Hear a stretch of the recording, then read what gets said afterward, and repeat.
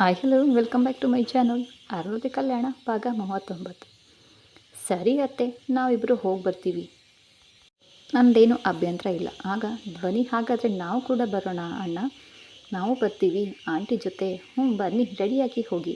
ಎಲ್ಲ ಮಕ್ಕಳು ಹುರ್ ಅಂತ ಅಂದ್ಕೊಂಡು ಖುಷಿಯಿಂದ ಹೋಗುವರು. ಅಮ್ಮ, ನಾವಿಬ್ಬರೇ ಹೋಗಿ ಬರ್ತೀವಿ, ಏನಾಗಲ್ಲ, ಮಕ್ಕಳ ಜೊತೆಗೆ ಬರಲಿ, ಮಕ್ಕಳು ಇದ್ರೇ ಚೆಂದ, ಹೋಗು ರೆಡಿಯಾಗು ಅಂತಾನೆ ಹರೀಶ್. ಆಗ ಬೇಡ ಹರೀಶ್, ನೀವಿಬ್ಬರೇ ಹೋಗಿ ಬನ್ನಿ, ನಾವು ಊರಿಗೆ ಹೋಗಬೇಕು ಇವತ್ತೇ. ಅದಕ್ಕೆ ಬೇಡ, ಏನಾಗಲ್ಲ ಸೀತಾತ್ಗೆ, ನಾವು ಬಂದ ಮೇಲೆ ಹೋಗೋರಂತೆ. ಆಗ ಬೇಡ ಹರೀಶ್, ಇವತ್ತೇ ಹೋಗ್ತೀವಿ, ನಂತರ ಮಕ್ಕಳ ಮುಖ ನೋಡಿ ಊರಿಗೆ ಹೋಗೋಣವಾ? ಸರಿಯಪ್ಪ, ಈಗಲೇ ಹೋಗೋಣ ಎಂದು ರೂಮಿಗೆ ಹೋಗುವರು.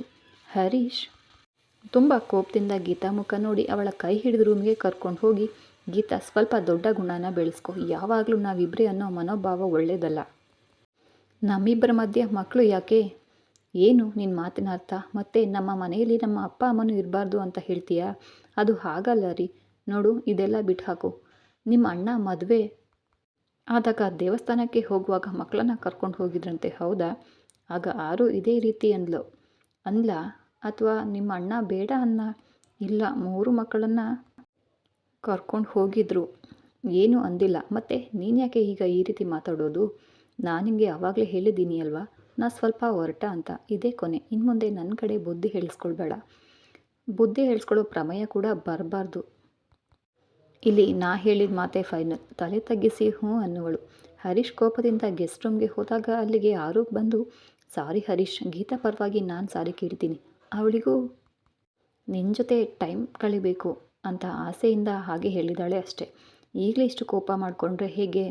ನಿಮಗೆ ಗೊತ್ತಾಗಲ್ಲ, ಸ್ಟಾರ್ಟ್ನಿಂದಾನೇ ಹದ್ದು ಬಸ್ನಲ್ಲಿ ಇಟ್ಕೋಬೇಕು, ಇಲ್ಲ ಅಂದರೆ ಇನ್ನೂ ಹಾರಾಡ್ತಾಳೆ ಅಲ್ವೋ? ಆಮೇಲೆ ಏನಾದರೂ ಅನ್ನೋ ಅಷ್ಟರಲ್ಲಿ ಅಲ್ಲಿಗೆ ಅರ್ಜುನ್ ಬಂದು ಸುಮ್ಮನೆ ಇರುವಾರು.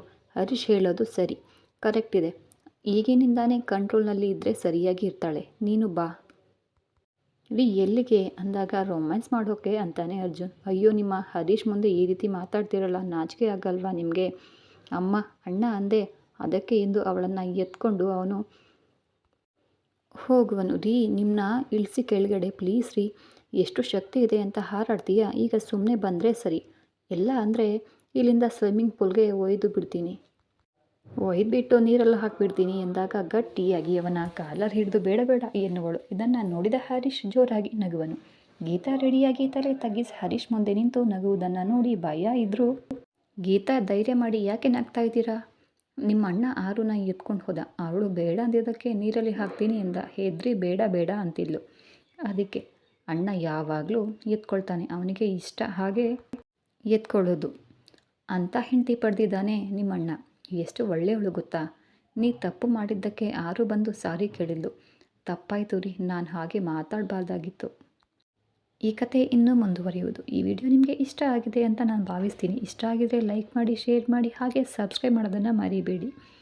ಮತ್ತೆ ಮುಂದಿನ ವಿಡಿಯೋದಲ್ಲಿ ಭೇಟಿಯಾಗೋಣ. ಧನ್ಯವಾದಗಳು.